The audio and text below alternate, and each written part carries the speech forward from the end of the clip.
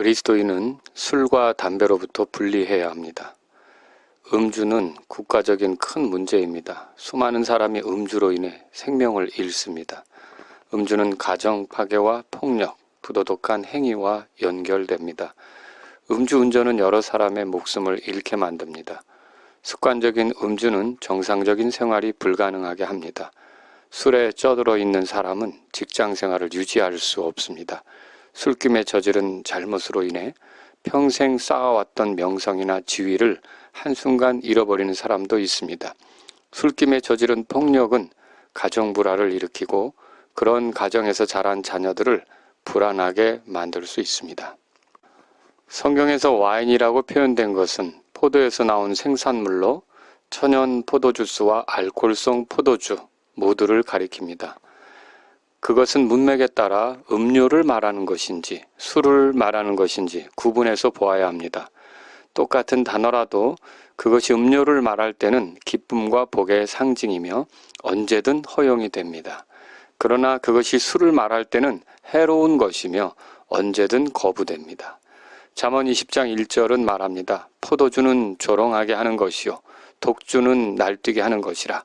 누구든지 그것들로 말미암아 속는 자는 지혜롭지 아니하니라. 술은 조롱하게 하는 것입니다. 포도주와 독주에 속는다는 것은 그것에 빠져들고 그것에 취한다는 말입니다. 정상적일 때는 할 수 없는 일들을 그 술김에 해버린다는 말입니다. 그것이 술에 속는 것입니다. 그런 사람은 지혜롭지 않다고 말했습니다. 잠언 23장 20절, 21절은 말합니다. 술을 많이 먹는 자들 가운데 있지 말고 떠들며 고기를 먹는 자들 가운데 있지 말라. 술 주정뱅이나 음식을 탐하는 자는 가난하게 되며 잠자기를 좋아하는 자는 누더기를 입으리로다. 술은 가난으로 인도합니다. 술을 많이 먹는 자들과 어울리게 되면 가난하게 됩니다. 술은 불필요한 지출을 만듭니다. 술값은 지출을 일으킵니다.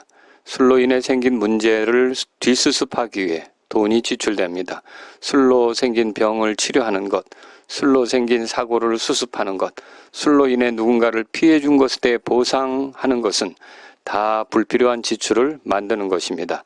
술에 쩔어 지내면 직장 생활을 제대로 할 수 없어 돈을 벌 기회마저 날려버리게 됩니다. 술은 가난하게 만드는 것입니다.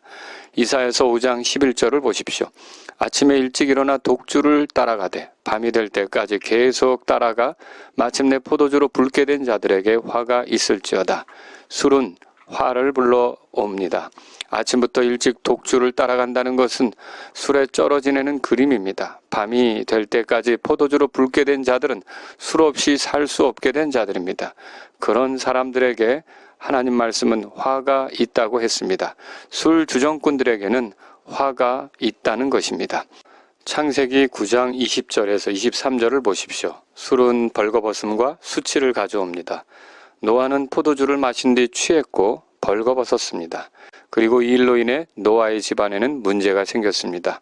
음주는 이렇게 벌거벗음과 수치를 가져오고 부끄러움을 안겨다 줍니다. 그리고 집안에 문제를 일으킵니다. 하박국서 2장 15절을 보십시오. 자기 이웃에게 마실 것을 주고 내 술부대를 그에게 주며 또한 그를 취하게 함으로써 너로 하여금 그들의 벌거벗은 것을 보게 하는 자에게 화가 있을지어다.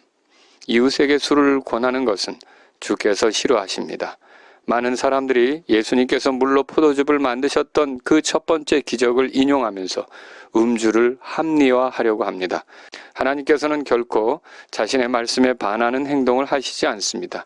여기서 드러나는 마실 것은 포도주가 아니라 포도주스였습니다. 그리스도인이면서 직업적으로 술을 판매하는 것은 적절하지 않습니다. 술집을 운영하고 번 돈으로 헌금하는 것도 적절하지 않습니다. 그것은 남의 벌거벗음, 부끄러움, 수치, 불행한 삶을 만들어내면서 하나님을 섬기는 것과 같습니다. 잠언 31장 4절, 5절을 보십시오. 오 루무에라, 포도주를 마시는 것은 왕들에게 합당하지 아니하고 왕들에게 합당하지 아니하며 독주를 마시는 것은 통치자들에게 합당하지 아니하니라. 그들이 마시다가 법을 잊어버리고 고난받는 자들 중에 어느 한 사람의 재판을 굽게 할까 염려하노라. 술은 판단을 굳게 합니다. 술을 마시는 것은 통치자들에게 합당하지 않습니다. 통치자는 지혜로워야 합니다. 그래야 그를 따르는 사람들이 안전하며 평안하게 지낼 수 있습니다. 하지만 통치자가 술에 빠져 지낸다면 법도 망각하고 판단도 굳게 하므로 그의 통치 아래 있는 사람들을 힘들게 할 것입니다. 그러므로 통치자는 술로부터 멀리 있어야 합니다. 잠언 23장 29절에서 30절은 말합니다. 재난이 누구에게 있느냐? 슬픔이 누구에게 있느냐? 다툼이 누구에게 있느냐? 제잘거림이 누구에게 있느냐?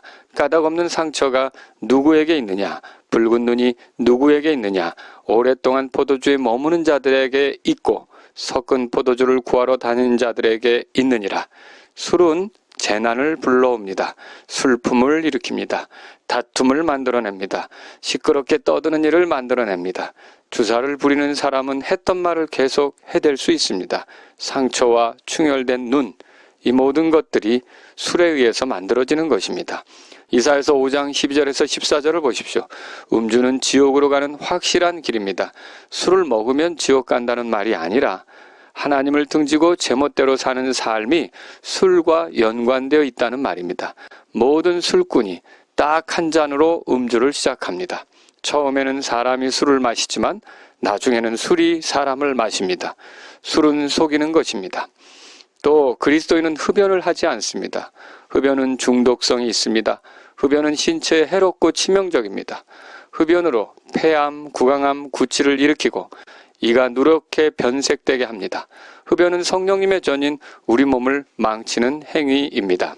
고린도전서 6장 19절에서는 너희 몸이 너희가 하나님에게서 받은 바 너희 안에 계신 성령님의 전인 줄을 너희가 알지 못하느냐?